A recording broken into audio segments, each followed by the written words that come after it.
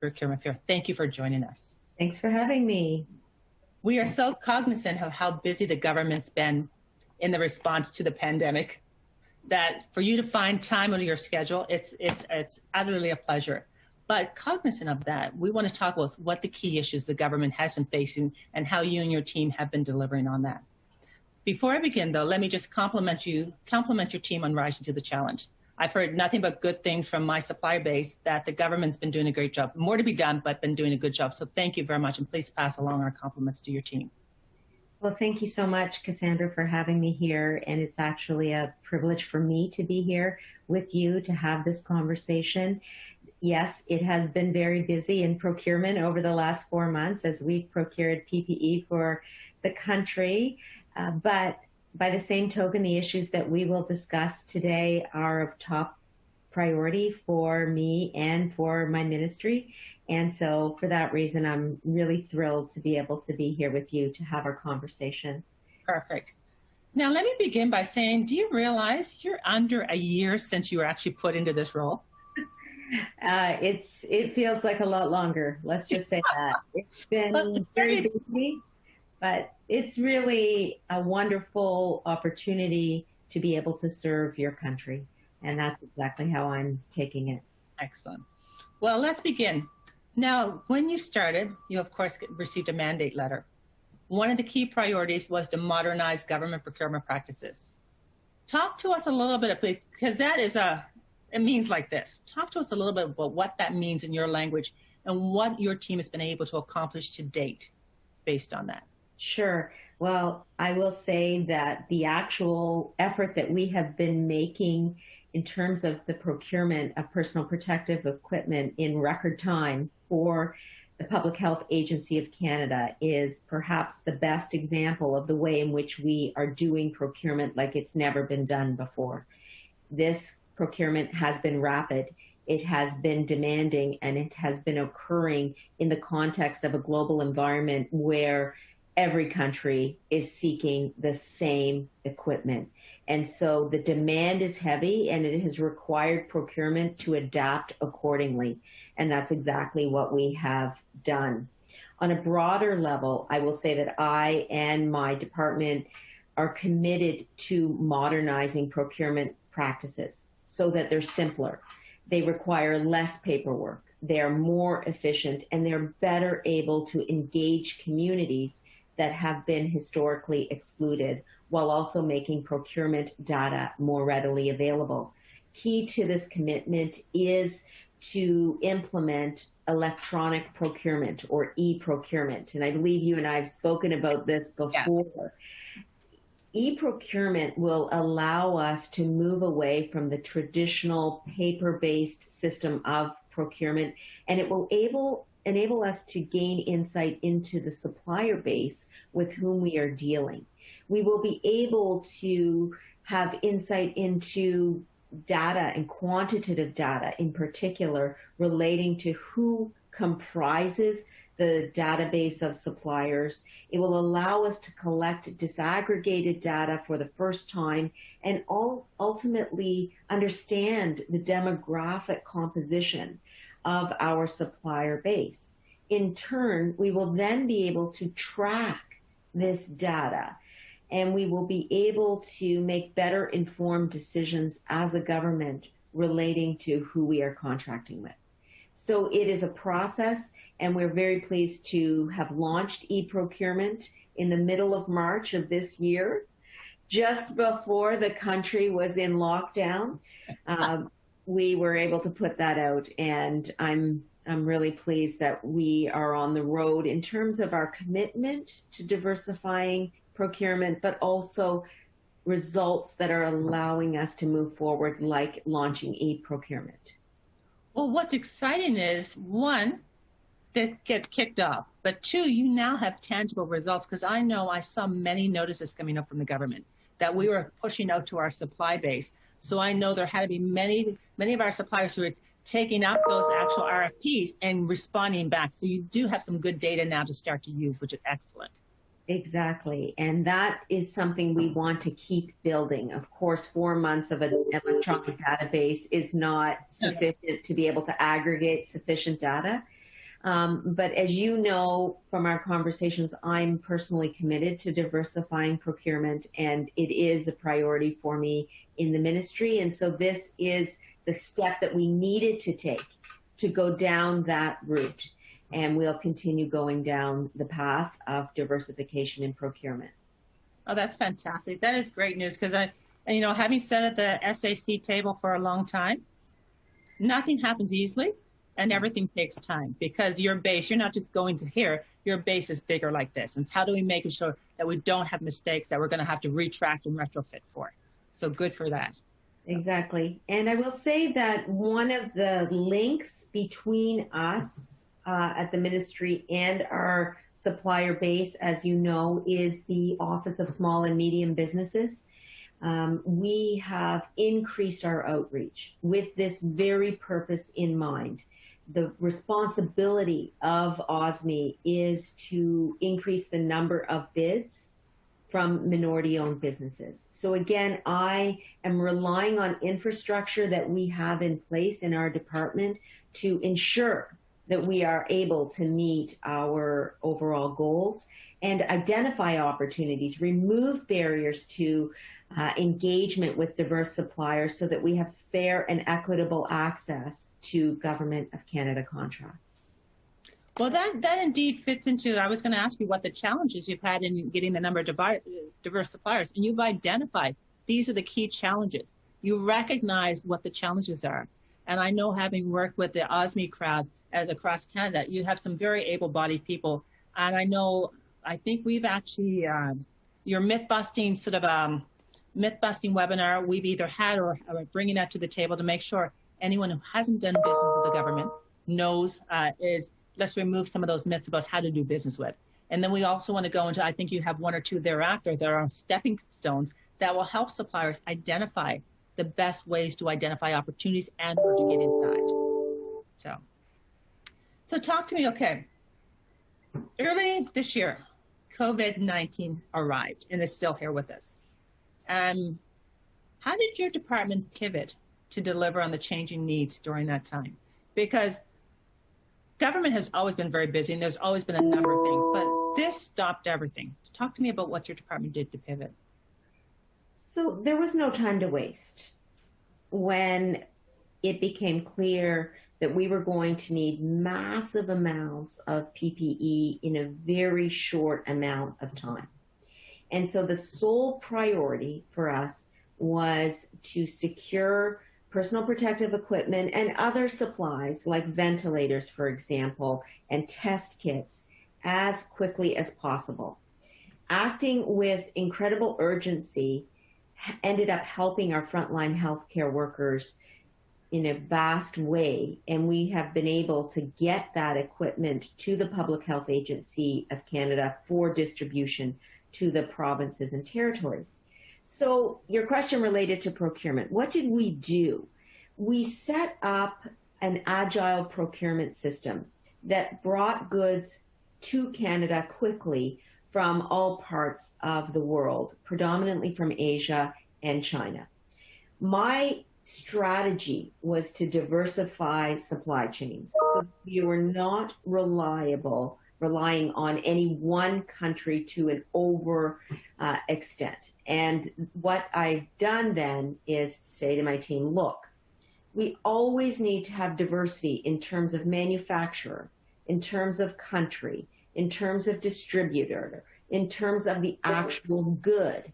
So, for example, on swabs, which we did experience a shortage in at one point, we were very much taught the lesson that we need to have a diverse range of types of swabs so that if there is a shortage of one type, we can easily pivot to another type. Masks, same thing. We have seen domestic manufacturers step up in the area of masks, but also gloves and gowns and face shields to protect the Canadian population. So part of the diversity story, Cassandra, is for us to say, look, it's not international procurement that's going to sustain us in the long term. We need to have domestic companies producing PPE and other items so that we can be ensured that we will have a steady stream of goods flowing in. Now, 44% of every contract by dollar value originates in Canada, and that number's increasing. So we are continuing to travel a road for domestic sustainability, and we are doing that in the context of a broader strategy of diversification of supply chains. Congratulations. That's impressive. 44%. That's impressive and growing. Growing, yes, exactly. And I will say these businesses are from coast to coast to coast. We bring our goods in to the Port of Vancouver when they're coming in by ship. We have Stanfields in Nova Scotia. We have Fluid Energy in Alberta. We have Yoga Jeans in Montreal, in Quebec. So it's a diverse range of businesses. Some businesses are retooling completely. They are in the new business of PPE. Other businesses are able to shift. Last week I was at General Motors. They're producing millions of items of PPE, and in particular non-surgical masks. And I actually was able to see the 1 millionth mask come off the line, and I was actually making some masks myself, believe it or not. Oh, that's impressive. Okay. But I mean, you're absolutely right. There's more focus on domestic manufacturing is important for sustainability. No question. And that's something from a procurement standpoint that we've been working on very closely with ISED and Minister Baines, because of course the innovation file is with him. Yes. And so we have been working very collaboratively to make sure that the Canadian economy fulfills what it is capable of doing. That is, we have the manufacturing capacity right here at home, and we will continue to work with Canadian businesses to ensure that that manufacturing capacity is part of the procurement landscape. I think that's so important for our supply base to understand that manufacturing begins here. The support from the government is on local manufacturing, and how do we beef that up so we're actually able to deliver on our needs? I think that's very important. Yes, yeah, I'm right with you. Now tell me, we spent a lot of time on PPE, and a number of corporations I've been talking to, a lot of time on PPE and COVID. But we know there's a world beyond COVID. We know at some point we're moving beyond that. Where do we stand now? What's the message like? Is your team still focused on COVID, or do you now start to move toward what happens next? Cassandra, an excellent question, because the work of public services and procurement never goes away. Yes. We cannot simply procure PPE to the exclusion of all of our other obligations. And so while we are certainly in a different phase of the pandemic, we are focusing on our bread and butter files, if you will, the files that we really need to make sure continue, the files relating to the national shipbuilding strategy, for example, the files with defense procurement, largely speaking, and the other files that have historically been under this portfolio. But one thing I want to say is what I'm really focused on as a broad principle in my department is the importance of fair, open, and transparent competitions.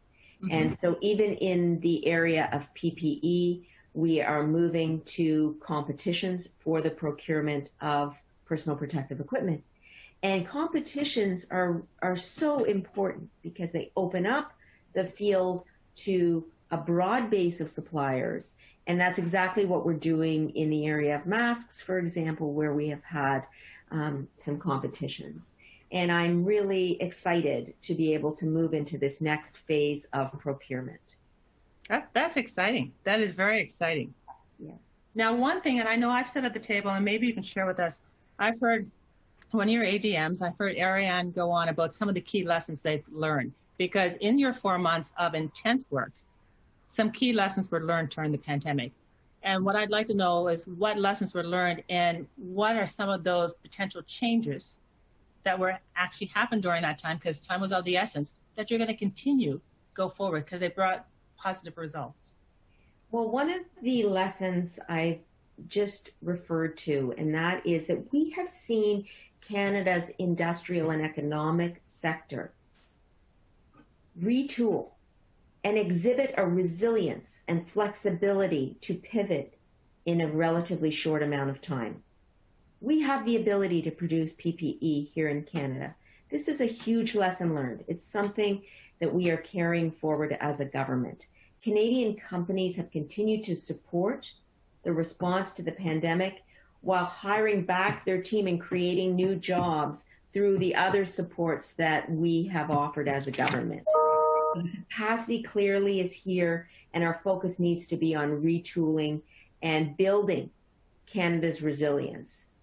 Second lesson is really how quickly we were able to pivot as a government in the area of procurement. People often say, and I think it's inherent in your questions, that procurement is a slothful challenge. It is difficult to launch. It is cumbersome. That's not been our experience over the past 4 months. It hasn't been my experience with COVID-19. We don't have time to spare, but we have certainly mobilized very quickly. And part of this was the individual communication that I undertook with my teams in the department. It was constant message to the public servants about how important their work was and how crucial it was for us to mobilize quickly. And that mobilization has resulted in nearly 100 flights from China. Wow. Lining up contracts for hundreds of millions of PPE for contracts spanning right until next spring. So my biggest observation over the past 4 months has been to see how Canada and how Canadians have come together from various sectors, public and private, to fight this pandemic and to reiterate the lesson that we will get through this together. Wow, that's impressive. That's quite impressive. So, I mean, you've talked about certainly some of the key things that have come out of this. How have you been able to measure the success of either the turnaround time and or the throughput? Are there particular key metrics that have come out of there? Because, I mean, you talked the 40%. You're actually capturing data to be able to say how much Canadian content's going into this, how much are being purchased, being procured or being awarded to Canadian contractors, how much, what other metrics are in place that will help our suppliers know that success is being made, that you're down into the details of how you're turning this around into, it's an effective process, it's an efficient process. Where are we at? So as my team will tell you, I'm a very data-driven person myself. And so the data may be there, but it's certainly there when I am so keen on being able to speak about these types of numbers. And so far, we have signed contracts with 53 Canadian manufacturers that have put up their hand to support Canada's response. Over 26,000 suppliers responded to our call out on our buy and sell website. And we have had hundreds of contracts resulting from that call out and those 26,000 submissions. And just to give you an example, Canadian Shield and Kitchener has a federal contract to produce 10 million face shields as part of their overall production that was established under the pandemic. They grew from a employee base from about 20 to 300 strong. So part of this lesson in procurement is not just how we urgently needed PPE and still do, and we are still in the middle of our procurements, but how we can work with industry to retool and ramp up. And part of that is reaching out to minority-run businesses, which hopefully we can get to in a subsequent question. No question. Okay. What I'd like to know is, I mean, we're reopening the country. We're reopening the economy. Not reopen. We never stopped, but now it's more of a focus on things have changed. How do we flip the switch? Where do we begin? I mean, you've got all these suppliers have submitted bids. They've come in. Where do we start for building up our supply base in the right areas? I mean, in my mind, I know a number of suppliers. They might not be big enough. How do we put supports in? Oh, let me backtrack a little bit. Government's put out a number of key resources to help suppliers. Have you been able to see where the key resources have benefited suppliers? Because I know whether it be wage subsidies, things, I heard a lot of our suppliers reach out. So have you seen the effects of that come through? I'll give you a couple of stats. As of July 3rd, 688,000 applicants have been approved for the CEPA. Wow. And the wage subsidies has supported about 3 million employees by helping them stay in the workforce or return to work. And you might have seen the latest employment figures that came out last week, but employment was actually up in our country. So part and parcel of what we're trying to do as a government is to create a bridge for business, small or large, from now, after the pandemic has really taken hold, to a time when our economy can function as it historically has done so. And that bridge is in the form of the wage subsidy. It is also in the form of PPE that we put out to the provinces and territories so their healthcare workers could stay safe, so that they could treat patients, so those patients could then recover and live meaningful lives. And so the supports that we've offered as a government have been many tentacles, let's say it that way. And those tentacles, if you take them all together, have provided an infrastructure for our economic recovery that is leading to tangible results. No, congratulations on that. Because as I said, the supports kept coming, but they were needed. And so I definitely saw our supply base reaching out to say, because there were some who were sailing through, there were some businesses, this is the time to shine. There's other businesses who needed the support. So they are bang on with what was being brought from the government. And I'm delighted that the stats are proving that they are helping our businesses get through. We're seeing the light at the end of the tunnel. They are starting to pivot and look at what does business look like in 2021. Exactly.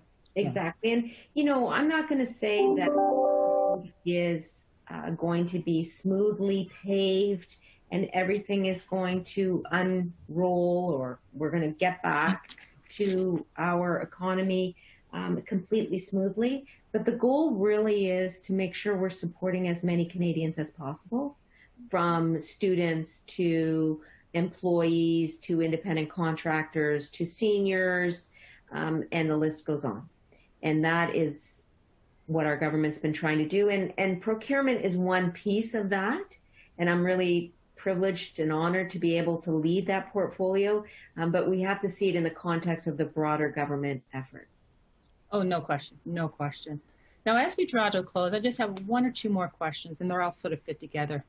So basically, I've seen from the outside looking in, and as I talk to my corporate members, the life as we know it does not go back. It's like putting toothpaste back in. That's not going to happen. Things have changed dramatically. There are now some opportunities coming out that were not there before. Where do you see some of the prime opportunities beginning with core suppliers? Where do you see that beginning? And then I'm also going to overlay on that. We know Black Lives Matter is overlaid on top of the pandemic was drastic enough, but now Black Lives Matter, which is a necessary discussion that's come to the table that's been really important and has started to generate some really frank and open discussion, hopefully leading to remedies. Where does the government's response to Black Lives Matter fit into everything that we've talked about? Okay, so you're ending with your most difficult question, but I certainly have given so much thought to this because Black Lives Matter is so important to me personally and as a member of this government. But let me begin with talking about the first question that you asked before getting to the question of Black Lives Matter in our government and how it relates to procurement. We are certainly in a different phase of this pandemic. The first phase represented a race to secure PPE. The clock was ticking. I described that for you. Now we have much more stable supply lines, as well as the emergence of domestic industries to supplement what we are receiving from overseas. And what that means is it gives us a lot more freedom to acquire personal protective equipment the way we would like to, competitively, attracting as many bids as we can, supporting Canadian businesses of all sizes wherever we can. So we've closed out our call out to suppliers, which we had in the initial months. We've transitioned back to competitive procurements. We're using something called the PPE Supply Hub, which we set up to link buyers and sellers for PPE. So there's more efficiency in the supply chain. We've also posted our first request for proposal for non-medical masks directed to Indigenous-led companies. And that's a great segue into the question of how do we address systemic racism as a government and how we can work in procurement to make meaningful steps towards addressing systemic racism across the board. So as I've mentioned to you, and you've heard me speak about this before, it is a priority for me. And I wanted to emphasize that even through the pandemic, we have awarded contracts totaling $40 million to Indigenous led or managed business. That's approximately 12 contracts for 10 businesses for items like air chartering, logistics, IT, masks, and thermometers. So even during the pandemic, even during the scramble, it was something that I wanted to make sure was at the top of our list. But you mentioned Black Lives Matter, which is something quite different from Indigenous procurement. And as the Prime Minister has spoken about frequently, our government is working now over the summer to create an action plan to address systemic racism. And in those conversations that we have already begun to have as a government, I have emphasized the importance of procurement as a tool for us to address systemic racism. In other words, racism that is built into our government processes and systems. And we can actually do something in procurement in this area. And I have as my goal to ensure that minority communities, that Black-led businesses and Black-managed businesses have economic security and opportunity via access to the procurement process. So I'm deeply interested in developing an action plan in this area. I have spoken already with my team about the importance of doing so and have raised this around the broader table. And so I'll look forward to updating you on how we can further move towards this goal. Minister, thank you so much for your time. Oh, thank you so much, Cassandra. Last time we met, it was in person at the next time it will be. And hopefully it will be again. And I'll look forward to that. Thank you so much for having me on. Thank you, Victor. Take care. All the best. Bye-bye now.